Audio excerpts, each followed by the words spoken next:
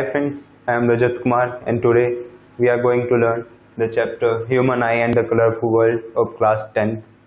Uh, in the previous chapters, what we have learned? In the previous chapter, we have learned how the lenses helps in reflection of light and glasses reflect the light. And we have learned about the position of image formed by convex and concave lenses when object is at different positions. So let me first start with the introduction.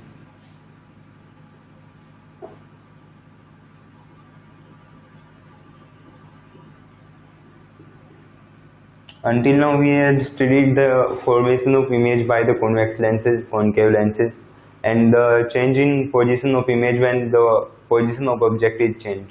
And we had also seen the size of the image also changes with respect to the change in size of the object and with respect to the distance at which object is away from the lens. So, but in this chapter, human eye and colorful world, we are going to learn about the human eye, working of human eye, and how it helps us to see the colorful world and some other optical phenomena in our world like rainbow or color sky is blue color, why and all these things, why stars twinkle. All these things we are going to learn in this chapter, human eye.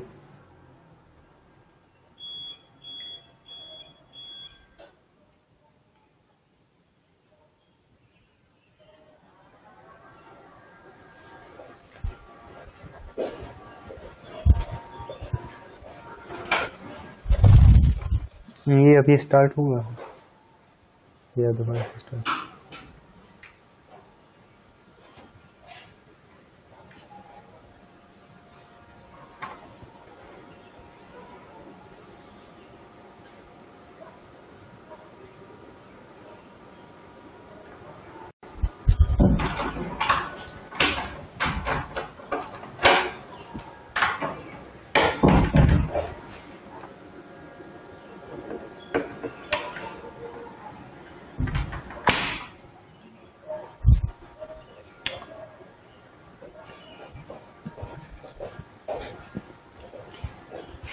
Let me start from the first. Start. Hi friends, I am Rajat Kumar and today we are going to learn the chapter Human Eye and the Colorful World of class 10th NCERT Science. In the previous chapters of our NCERT, we had learned about the aspects of the lenses, about the refraction, and we had learned how the lenses help the information of the image. And we had learned that how the image is formed when when we change the distance of object from the lens, like कि convex lens से हमने कितना दूर object को रखा है तो image कितना दूर बन रही है, कितना साइज से बन रही है, वो सब चीज़ों के बारे में हमने अभी पढ़ा है। इस चैप्टर में हम अभी पढ़ने जा रहे हैं about human I and the colourful world. Human आई मतलब जो हमारा ह्यूमन आई है उसका स्ट्रक्चर कैसे है, डिफेक्ट कैसे होते हैं, वो सब चीज़ों के बारे में पढ़ने जा रहे हैं। और colourful world like formation of rainbow, twinkling of stars, sky of blue colour, इन सब फैक्ट्स को रिवील करेंगे। तो इंट्रोडक्शन में मैं ये सब टॉपिक्स पढ़ाने जा रहा हूँ। ह्यूमन आई के स्ट्रक्चर के बारे में डिस्कस करेंगे। पावर ऑफ एकोमोडेशन क्या होता है, डिफेक्ट्स ऑफ विजन, हमारी आई में कुछ डिफेक्ट्स आ जाते हैं, उन सब के बारे में पढ़ेंगे। उसके बाद रिफ्लेक्शन ऑफ लाइट बाय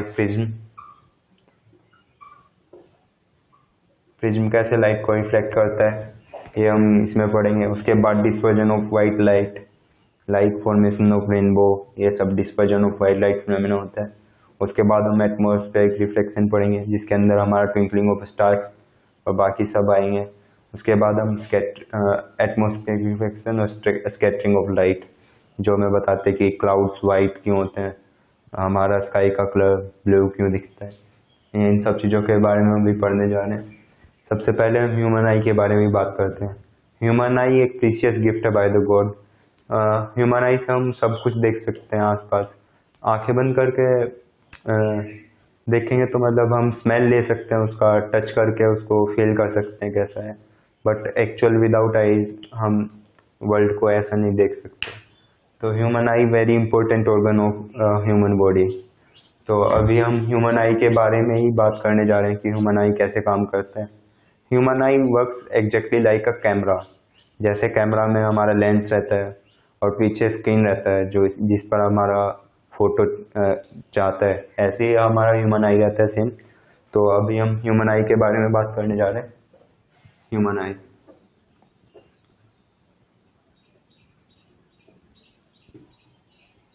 तो it acts like a camera.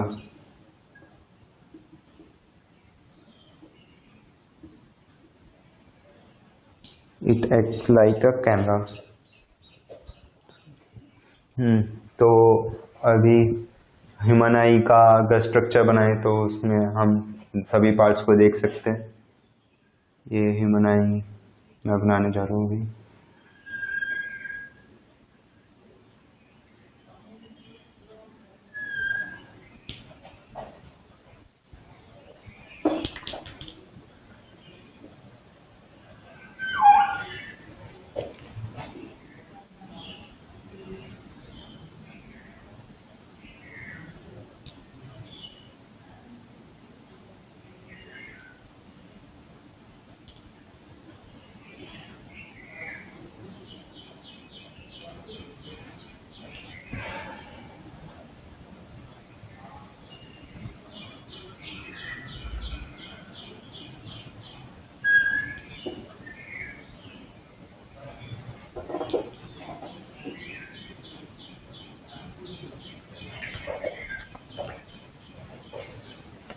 This is human eye, and I am now labeling it different parts.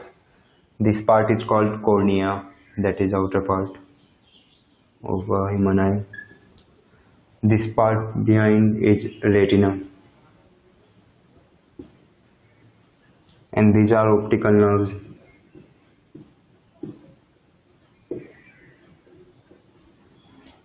Here it is our iris, here part. This is our pupil.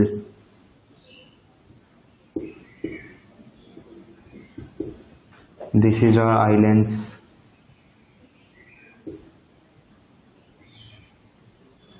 This is our eyeball. Call it eyeball. And these are our ciliary muscles. These and this thing. These are ciliary muscles. Now we are going to learn about the parts and their functions. And also here is our aqueous humor and vitreous humor. In this part here, in the white part, we have vitreous humor.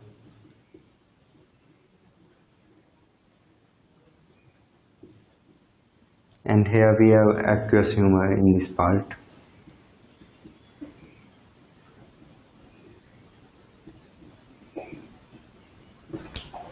Now we are going to learn about the different parts and their functioning, like how the exactly our eye work.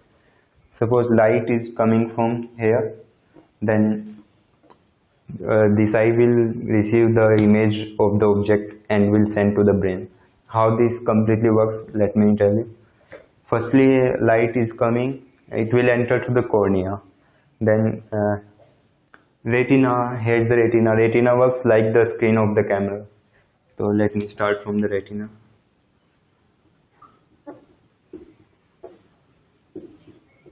Retina works like a screen, जिस पर हमारा पूरा photo बने हुआ है। Works like a screen.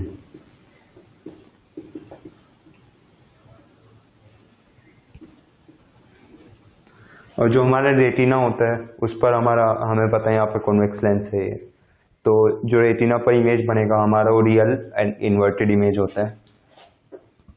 Image formed is real and inverted.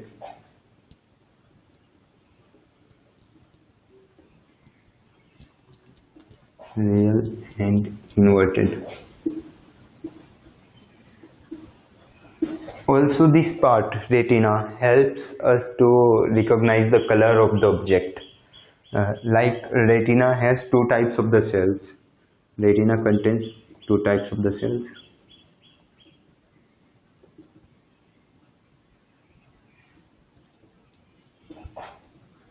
of the cells that are rod cells and cone cells. Second, cone cells. Cell क्या क्या काम करता है? रोड सेल, कौन सेल दोनों लाइट को डिटेक्ट करने का काम करते हैं, और कलर को जो डिटेक्ट करने का काम करता है स्पेशली वो कौन सेल्स करता है. It detects the colour.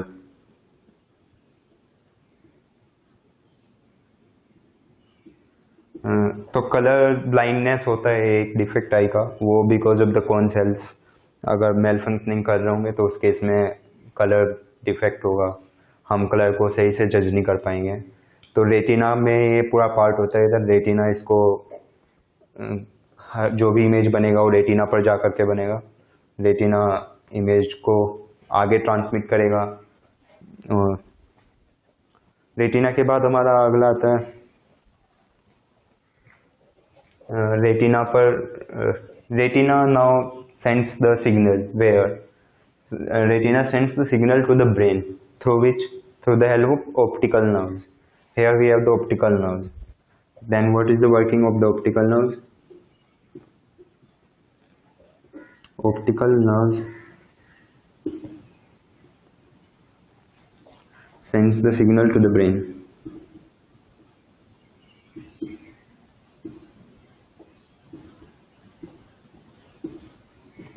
These sends signal from the eye to the brain. Now we have the parts here like cornea. What is cornea? Cornea एक बल्ज पार्ट है जो आउटसाइड हमारा year का अगले वाला part रहता है. ये बल्ज पार्ट होता है. Most of the reflections take place here.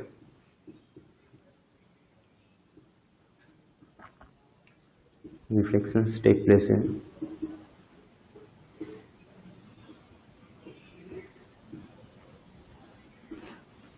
जो भी मेरे ज़्यादातर रिफ्लेक्शंस रहेंगे, जैसे कोई अगर लाइट आ रही है तो इसके यहाँ पर कॉर्निया पर आकर के रिफ्लेक्ट हो जाती है, और बाकी जो उसको कहाँ पर फोकस करना है वो काम हमारा आई लेंस करता है.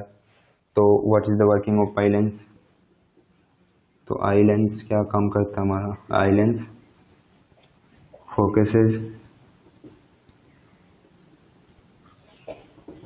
focus the image on the retina. This is the work of our eye lens.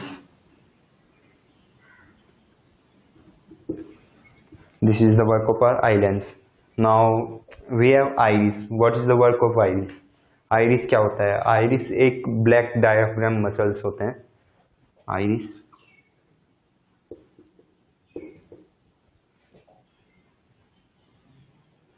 black diaphragm muscles.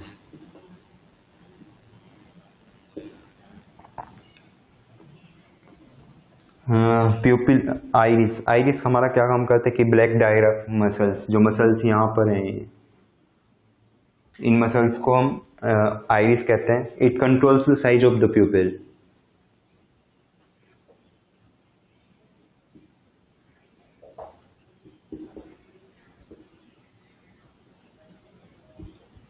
जो हमारा प्यूपिल का साइज रहता है, प्यूपिल क्या होता है? ये प्यूपिल का साइज कंट्रोल करने के लिए हमारे पास आइरिस है. बट प्यूपिल क्या होता है? अभी प्यूपिल के बारे में हम पढ़ने जा रहे हैं.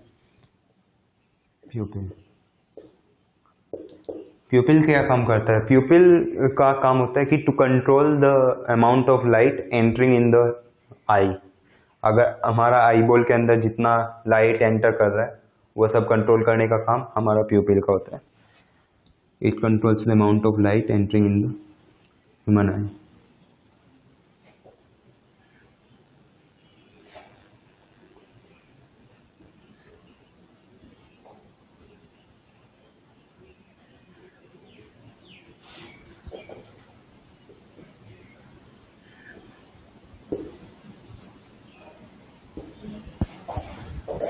Entering in human eye.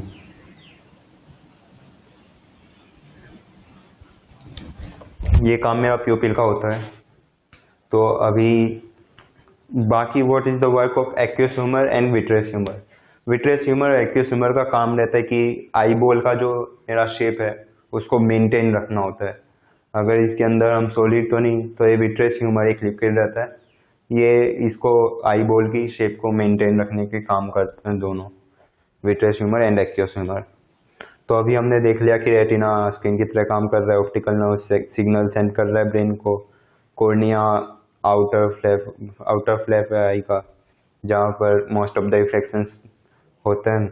उसके बाद आई लेंस होता है, जो कि हमारी जो रेज होंगी इनकमिंग रेज उनको रेटिना पे फोकस करेगा। आइरिस हमारा प्यूपिल को कंट्रोल करता है, और प्यूपिल हमारा कंट्रोल करता है amount of light entering in the human आई। तो अब हम देख सकते हैं, मतलब ये आई बॉल रहता है, इसका हमारा डायामीटर कितना रहता है, इसका साइज कितना रहता है। तो आई बॉल हमारा अबाउट 2.3 सेंटीमीटर, ये इसका डाया अबाउट हमारा 2.3 सेंटीमीटर रहता है, इतना बड़ा हमारा आई बॉल रहता है। अभी तो हमने देख लिया कि कैसे कैसे वर्क कर रहा है।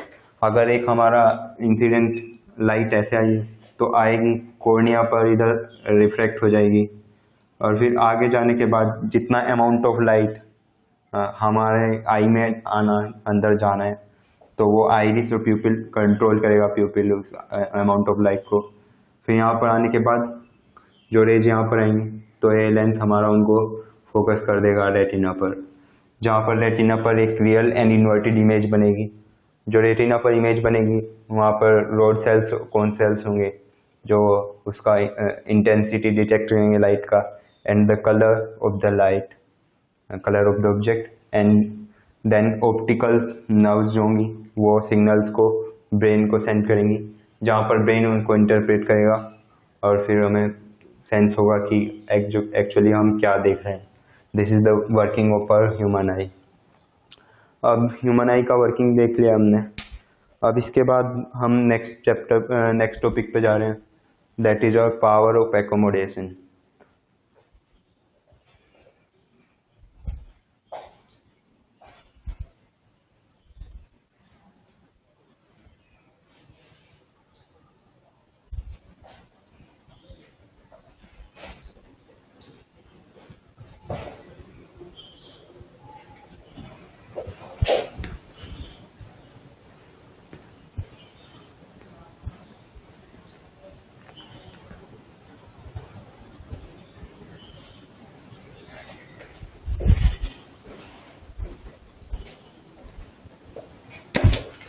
What is the power of accommodation? Power of accommodation.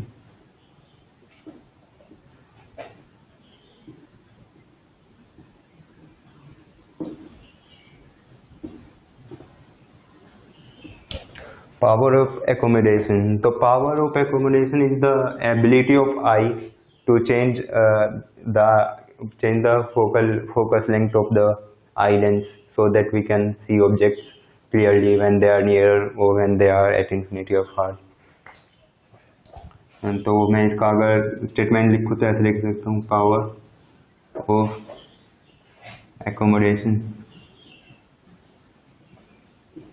is the ability of eye to change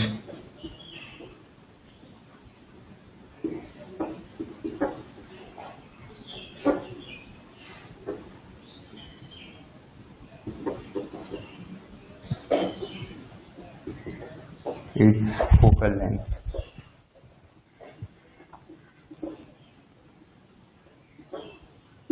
Power of accommodation is the ability of eye to change its focal length. तो क्या होता है कि हमारी आईज, लाइक हमने देखा है कि हमें अगर किसी, ये हमारा लेंस है कॉन्वेक्स लेंस, और इससे हमें कांस्टेंट डिस्टेंस पे अगर इमेज चाहिए और ऑब्जेक्ट का डिस्टेंस हमारा वेरी करता जा रहा है, तो हमें इसका मतलब सीधा सा है कि हमें इसका जो कॉन्वेक्स लेंस है इसका फोकस डिस्टेंस हमेशा से चेंज करते रहना चाहिए। तो जो हम आर्टिफिशियल बनाते हैं, कंच से बनाते हैं, ग्लास से बनाते हैं, वो हम उनका चेंज नहीं कर सकते हैं फोकस लेंथ, बट जो हमारा ह्यूमन आई के अंदर आई लेंस रहता है, वो eye lens is made of jelly-like material.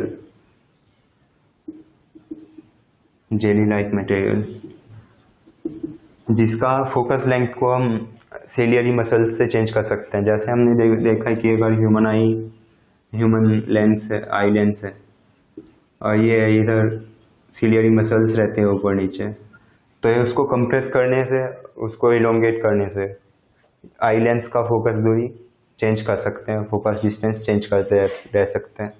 Like in the case when object is nearer to the eye, object is nearer to the eye,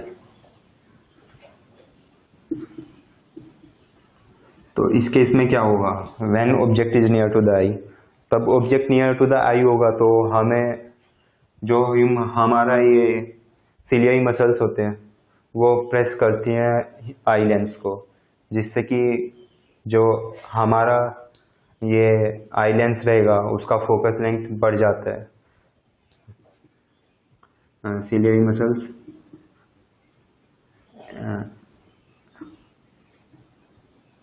contracts the radius of curvature of human eye lens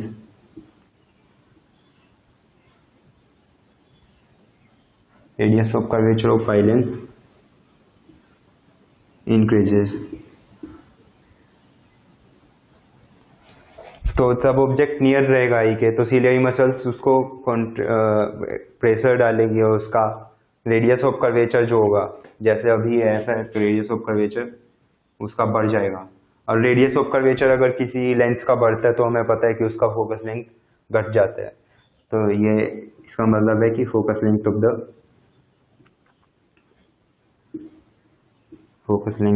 of eye lens will decrease.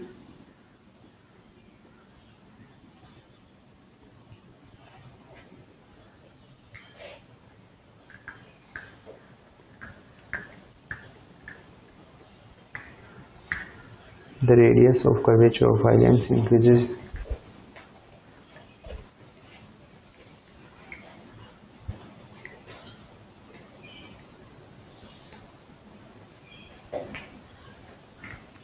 the radius of curvature of eye lens here will increase, like we had seen। ये radius of curvature क्या होता है कि जो हमारा ये और ये इसका जो सेंटर होगा उसको, ये डिस्टेंस को हम रेडियस ऑफ कर्वेचर बोल रहे हैं।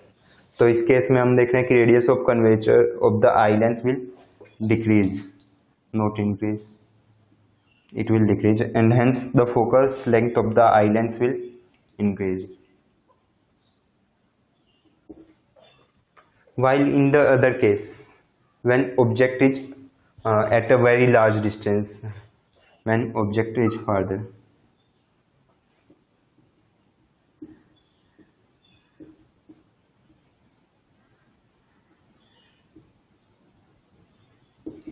तो इस केस में जब ऑब्जेक्ट फार्दर रहेगा तो हमारी सिलियरी मसल्स रिलैक्स्ड रहेंगे, सिलियरी मसल्स रिलैक्स्ड।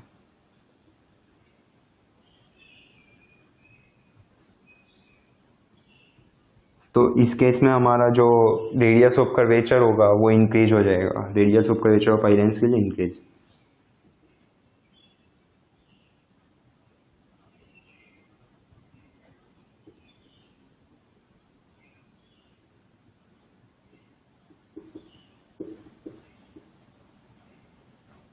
तो ये हम देख रहे हैं कि हमारी ह्यूमन आई, जैसे कि ऑब्जेक्ट का डिस्टेंस घट और बढ़ रहा है उसके रिस्पेक्ट में हमारा ह्यूमन आई लेंस का फोकस लेंथ चेंज हो जा रहा है to accommodate such that the image will always form at the retina. तो इसी को पावर ऑफ एकोमोडेशन बोलते हैं। लेकिन हमारा ह्यूमन आई कितना एकोमोडेट कर सकता है, तो उसको एक होता है हमारा फार पॉइंट, एक होता है near point of the eye. Far point of the eye, what is the far point of the I?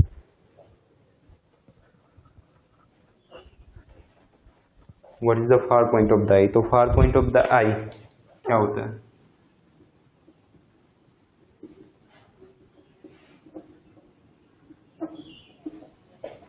Far point of the eye is the maximum distance at which human eye can see without straining on the ciliary muscles। मतलब मैं maximum कितने दूरी तक देख पा रहा हूँ ताकि मेरी आईज पर भी कोई स्ट्रेन ना पड़े। तो ह्यूमन आई, अगर एक परफेक्ट ह्यूमन आई है तो उसका हेल्दी ह्यूमन आई का farther point of human I is infinity. मतलब हम इन्फिनिटी तक देख सकते हैं. Our far point is up to infinity, and then there is another term.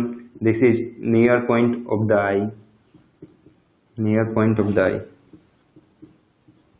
Near point क्या होता है? जैसे फार पॉइंट मैक्सिमम डिस्टेंस जिस तक हम देख सकते हैं clearly. Near point it is the minimum distance at which up to which human eye can see without straining on ciliary muscles. It is the minimum distance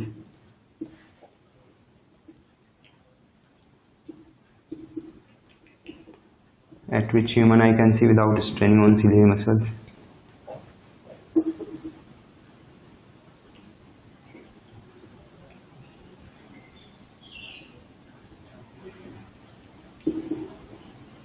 Without straining on ciliary muscles.